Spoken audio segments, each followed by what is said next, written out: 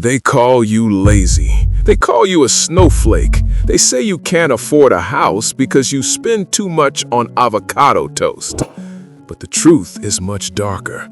You are the most educated and most overworked generation in history, yet you own almost nothing. You're not failing at life. You're suffering from a generational glitch that is destroying your mind. Let me fix your perspective.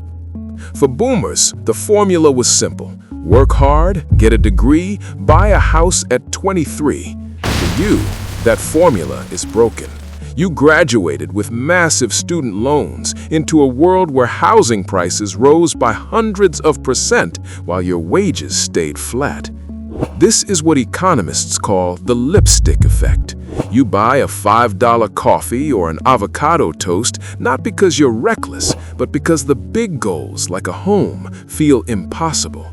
You aren't lazy. You're exhausted from running a race where the finish line keeps moving. It's not just about money. It's about your brain. Science shows a massive 33% spike in socially prescribed perfectionism among millennials. You grew up under the pressure of helicopter parents who told you that you were special. Then social media arrived. Now, you don't just compare yourself to your neighbor. You compare your behind the scenes to everyone else's highlight reel. You feel that your worth depends entirely on external approval. This is the root of your chronic anxiety. Psychologist Jeffrey Arnott calls this emerging adulthood. You're stuck in a gray zone between 18 and 29. You aren't a child, but you don't feel like an adult because you lack the traditional markers of stability.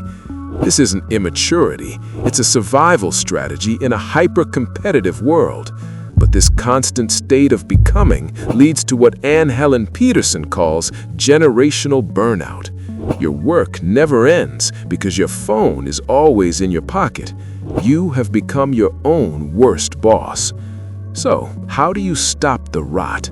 Step 1. Practice satisficing.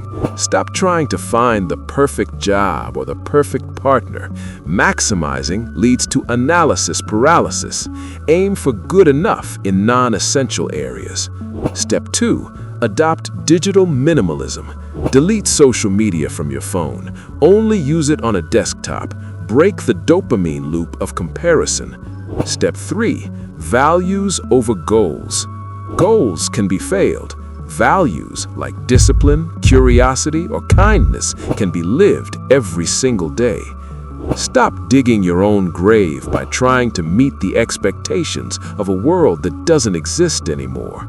You are the therapy generation. You are the first to finally destigmatize mental health. That is your strength, not your weakness. Stop listening to people who bought their houses for the price of a sandwich. Build your own mental armor. Understand the biology of your burnout. If you're ready to play the game on your own terms, subscribe.